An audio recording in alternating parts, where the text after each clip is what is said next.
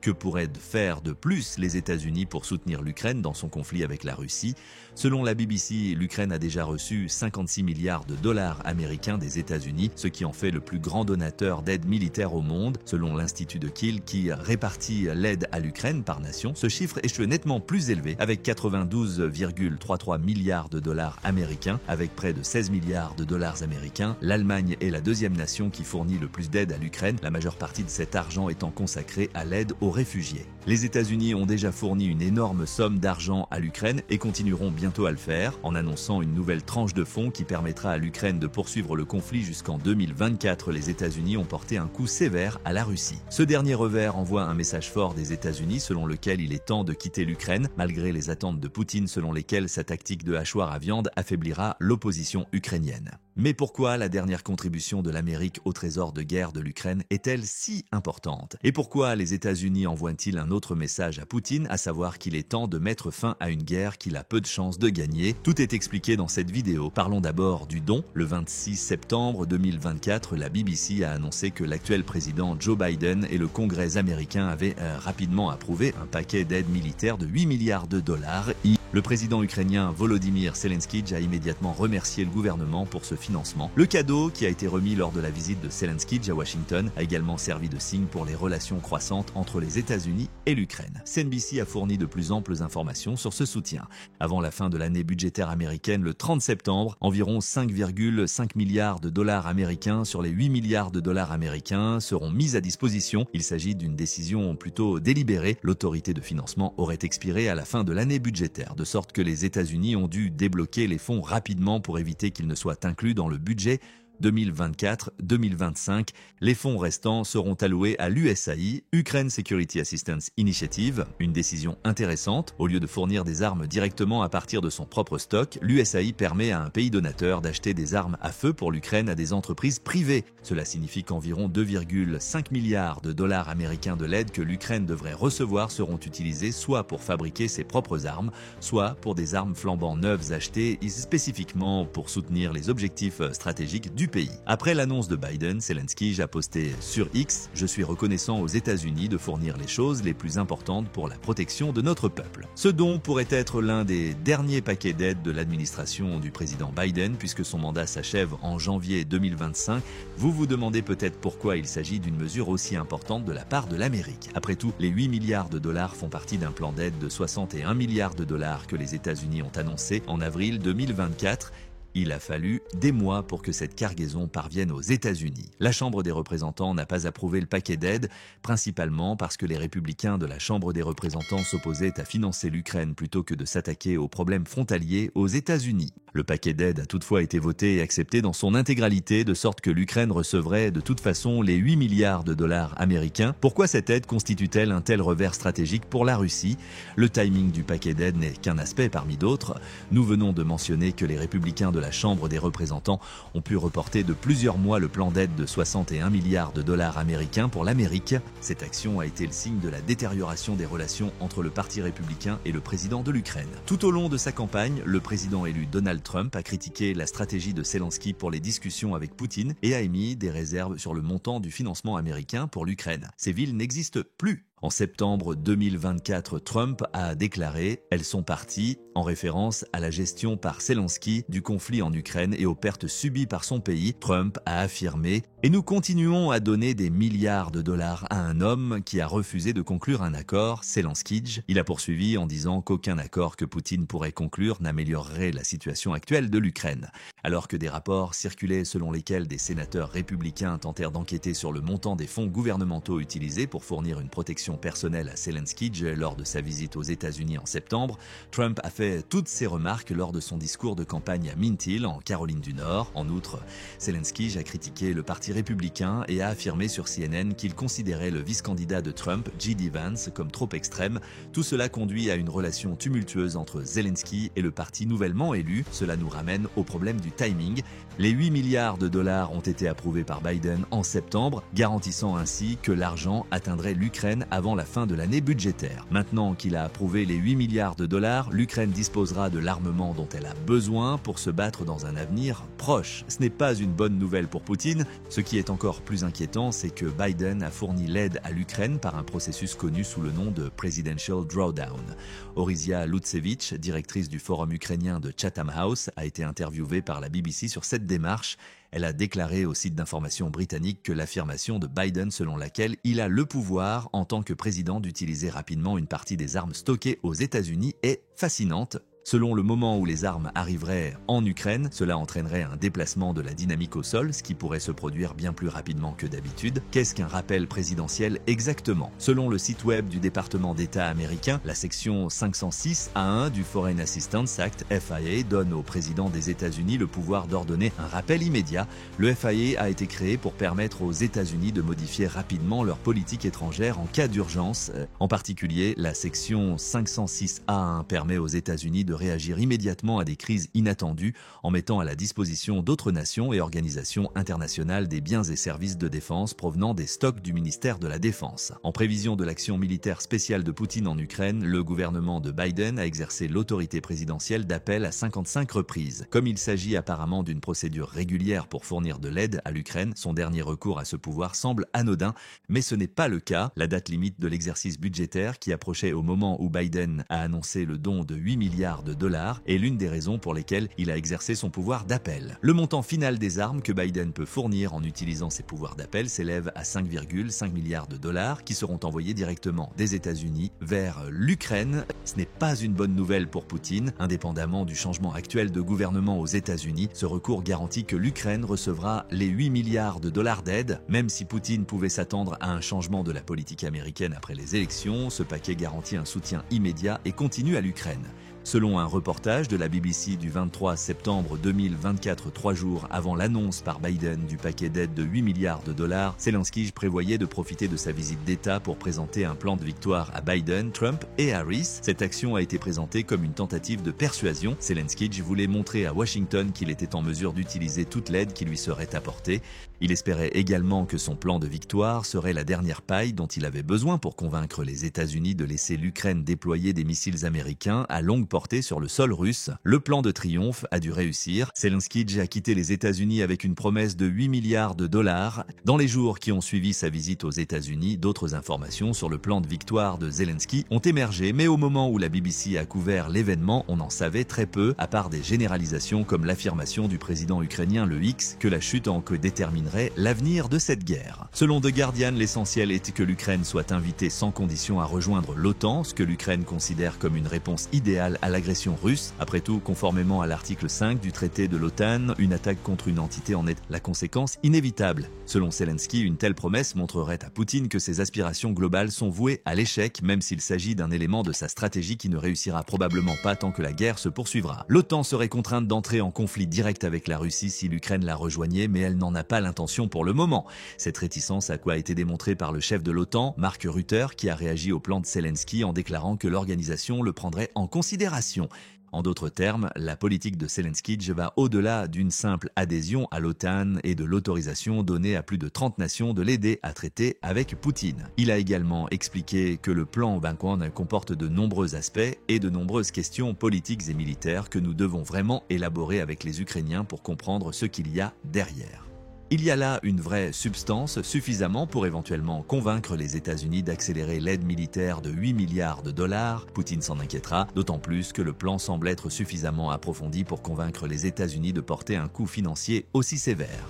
Des indiscrétions involontaires, du moins de Zelensky, sont la source d'autres informations dont nous avons connaissance sur la stratégie. Politico a confirmé le 30 octobre que le plan du président ukrainien incluait la demande de missiles de croisière Tomahawk auprès des États-Unis. Il n'a jamais été question que cette information fuit. Zelensky veut manifestement obtenir de tels missiles pour pouvoir lancer des attaques contre des cibles russes et ils ont une portée allant jusqu'à 1500 km. Zelensky était furieux de cette révélation et a déclaré qu'il s'agissait d'informations privées entre la Maison-Blanche et l'Ukraine. Comment faut-il interpréter ces messages? Cela sous-entend qu'il n'y a rien de privé entre les partenaires. Peut-être que les premières tensions entre les États-Unis et l'Ukraine apparaissent ici. Néanmoins, cette révélation montre très clairement que la stratégie de Zelensky dépend de bien plus que de la seule adhésion à l'OTAN. Les États-Unis semblent soutenir la stratégie militaire contenue dans la proposition. C'est du moins ce que dit l'Ukraine. Environ 8 milliards de dollars américains sont destinés à l'Ukraine parce que les États-Unis sont certains que Zelensky a élaboré une méthode pour gagner le conflit, comme l'a déclaré à Politico un fonctionnaire ukrainien qui connaît bien la stratégie. Tout ce qu'il faut, ce sont des armes appropriées pour faire avancer le plan de Zelensky. Cela nous amène à l'élément le plus important du paquet d'aide militaire de 8 milliards de dollars, les avantages stratégiques qu'il offre à l'Ukraine.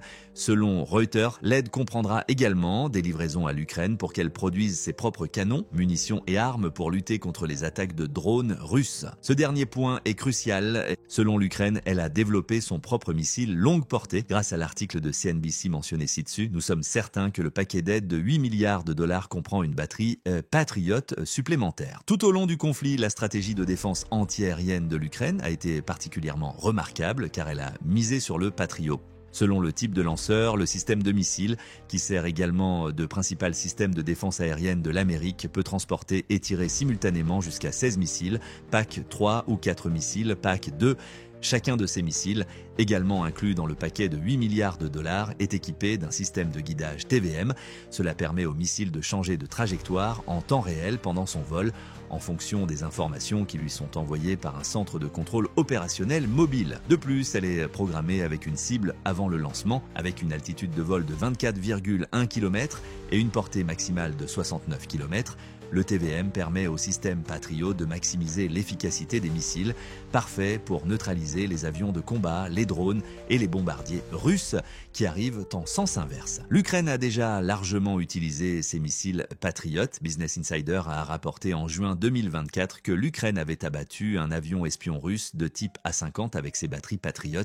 Le colonel Rosanna Clément, chef d'état-major adjoint du 10e commandement de défense aérienne et antimissile de l'armée, a qualifié cette action d'historique. Elle a non seulement souligné l'habileté des méthodes de sans-bouche de l'Ukraine, mais elle a également fait remarquer que l'Ukraine utilisait des missiles Patriot pour protéger à la fois les infrastructures nationales et les sites statiques. En 22 ans de défense aérienne, Clément n'a jamais été confronté à une telle tactique et il montre que même une seule batterie supplémentaire de Patriot déployée en Ukraine aurait un impact négatif sur la Russie.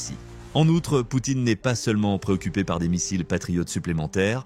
Selon CNBC, les États-Unis se sont déclarés prêts à fournir une formation supplémentaire à la flotte croissante de pilotes de F-16 de l'Ukraine. Malgré les demandes répétées de Zelensky pour des avions de combat F-16, les États-Unis n'ont pas immédiatement envoyé les avions en Ukraine. Néanmoins, certains alliés européens de l'Ukraine ont envoyé des avions de combat F-16. Les 6 premiers sont arrivés en août 2024, d'autres suivront. Selon le Center for Strategic and International Studies, un consortium de nations européennes dont les Pays-Bas et le Danemark a promis 65 F-16 à l'Ukraine. Selon The Guardian, le chiffre est nettement plus élevé. Selon ce rapport, 85 F-16 devraient arriver en 2025. Dans tous les cas, l'Ukraine recevra ses propres avions de combat, ce qui pourrait lui permettre d'obtenir la souveraineté aérienne sur les forces russes et d'ouvrir la voie à des attaques au sol. Comme il a été démontré fin août, lorsque les avions de combat F-16 ont abattu au moins 4 missiles russes, ils peuvent également aider l'Ukraine à se défendre contre les bombardements, les drones et les attaques de missiles russes. Des pilotes sont toutefois nécessaires pour ces avions. Poutine devra revoir sa stratégie aérienne à la lumière de la promesse américaine de former davantage de ses pilotes. Le fait que la majorité des pilotes de chasse ukrainiens ne soient habitués qu'au système de vol de l'ère soviétique, dont le pays disposait avant son opération militaire spéciale, pourrait être quelque chose qu'il a voulu exploiter. Par rapport à ces avions, les F-16 sont des machines beaucoup plus complexes. Lorsque les prochains F-16 arriveront d'Europe, l'Ukraine disposera d'un plus grand nombre de pilotes formés et prêts à voler grâce à la formation accrue dispensée par les États-Unis. Cela augmente considérablement les capacités d'attaque et de défense aérienne du pays, notamment dans la perspective où l'Ukraine pourrait attaquer des cibles russes derrière les lignes de front. Cela ne va pas dans le sens de la Russie. En outre, la Russie s'oppose à l'accès de l'Ukraine à l'armement Joint Standoff Weapon, JSAL, un missile promis dans le cadre du paquet d'aide de 8 milliards de dollars des États-Unis. Selon Forbes, l'Ukraine pourrait tirer cette arme derrière les lignes de front en comptant sur sa capacité à parcourir 70 miles pour atteindre une cible russe. Il s'agit d'une nouvelle bombe à effet glissant destinée à l'Ukraine. Le poids d'un seul JSAL est d'un 65 livres et sa puissante ogive varie selon le type de missile. Une ogive qui pourrait éventuellement lancer des bombes à effet combiné sur une cible est l'AGM 154A 145 Blue 9-7 afin de doter l'arme d'une force de pénétration contre des cibles lourdement gardées comme les complexes industriels et les bunkers de stockage d'armes. Certaines variantes de JSAL portent en outre une tête explosive de déminage à plusieurs étages. Ces ailes permettent à chaque JSAL de planer et ces systèmes de navigation GPS et inertiels se combinent pour lui permettre d'atterrir sur sa cible. L'intégration d'un autodirecteur infrarouge dans ce mélange de guidage donne une bombe bien plus précise que les bombes planantes improvisées que la Russie a lancées sur l'Ukraine ces dernières années. Qu'est-ce qui rend le JSAL si important? Les deux S, stratégie et stock, sont la clé de la solution. D'un point de vue stratégique, l'Ukraine peut enfin utiliser les stratégies de la Russie contre elle grâce au JSAL. Selon le ministère ukrainien des Finances, la Russie a perdu 369 avions de combat, dont des avions espions, et 329 hélicoptères depuis que les tentatives de Poutine de s'assurer la souveraineté aérienne sur l'Ukraine avec ses avions ont lamentablement échoué. Il a attaqué l'Ukraine avec des munitions datant de l'époque soviétique. Des villes ukrainiennes ont été dévastées par ces bombes. Par exemple, lors de son attaque sur Kharkiv en mai 2024, la Russie en a utilisé près de 200 en une seule semaine pour bombarder la ville ukrainienne de Vovchansk. Selon Zelensky, la Russie a largué 3000 de ces bombes sur l'Ukraine au cours du seul mois de mars 2024. Le FAB est 1500, une arme de 1,65 tonnes datant de l'époque soviétique, est typiquement utilisée en Russie pour fabriquer des bombes à glissement. Il suffit de fixer un kit de glissement d'une valeur de 20 000 à 30 000 $ US à un FAB 1500 et le tour est joué. La Russie peut utiliser une arme mortelle derrière les lignes de front de l'Ukraine. Et c'est le plus important. Grâce à ses ailes intégrées, la bombe planante peut être lancée à une distance de 10 miles de sa cible. Cela signifie que la Russie peut larguer de telles bombes depuis ses avions sans les exposer au système de défense aérienne de l'Ukraine. Jusqu'à récemment, l'Ukraine ne disposait pas d'une arme comparable aux bombes planantes russes. Avec le JSAL, l'Ukraine renverse la vapeur. Elle peut également être lancée à partir de sites sûrs avec une bombe et détruire les défenses russes. Comme le JSAL peut lancer des F-16, il augmente considérablement la polyvalence de la future flotte de l'Ukraine. En ce qui concerne les stocks, les États-Unis avaient un plan de production global en 2015 qui prévoyait la fabrication de 334 unités JSAL. Selon Defense Express, environ 400 de ces missiles ont été utilisés en Irak et en Afghanistan. On peut supposer qu'il reste plus de 2000 unités JSAL aux États-Unis. Cela représente un nombre considérable de missiles. Le fait que l'Ukraine ait accès à des réserves aussi importantes ne doit pas être sous-estimé. L'Ukraine ne recevra pas tous ces JSAL de la part des États-Unis. Le nombre de missiles inclus dans l'accord de 8 milliards de dollars n'a même pas encore été annoncé. Néanmoins, l'Ukraine ne doit pas craindre de manquer d'une arme qui sera indispensable à ses tentatives de détruire les défenses russes à l'intérieur de ses propres frontières, tant les stocks sont énormes. Maintenant que les JSAL sont essentiellement disponibles pour l'Ukraine, le paquet d'aide des États-Unis est probablement le premier d'une série qui améliorera les capacités tactiques du pays. Qu'est-ce que cela signifie pour la Russie? Avec leur paquet d'aide de 8 milliards de dollars, les États-Unis ont clairement indiqué que la Russie devrait quitter l'Ukraine. Étant donné que ce paquet est la dernière des réductions de Biden et que les États-Unis sont confrontés à des problèmes budgétaires, le moment est extrêmement opportun. Bien que le paquet de 8 milliards de dollars de Biden garantisse la poursuite de l'aide indépendamment du changement de gouvernement, Poutine pourrait avoir pensé que le changement de l'administration américaine mettrait fin à l'afflux d'armes en Ukraine. Chacune des armes nouvellement arrivées donne à l'Ukraine un avantage stratégique sur la Russie. Une nouvelle batterie de Patriot sera tout aussi utile que celle qui se trouve actuellement en Ukraine. Les avions de combat qui afflueront en Ukraine en provenance des alliés européens seront mieux utilisés par les pilotes de F-16, mieux formés dans le pays. De plus, grâce au JSAL, l'Ukraine dispose désormais d'une arme capable de rivaliser avec la technologie russe des bombes planantes. Il est évident que les États-Unis soutiennent activement la stratégie de victoire de Zelensky en fournissant les armes dont le président ukrainien a besoin et en lui faisant également confiance. Que pensez-vous du paquet de financement de 8 milliards de dollars pour l'Amérique? Quelle est la gravité de ce coup pour un commandant russe qui espère que l'Ukraine manquera d'armes? À quoi pensez-vous que les nouveaux JSAL de l'Ukraine vont servir? Merci d'avoir regardé cette vidéo. N'hésitez pas à nous faire part de votre opinion dans la section des commentaires.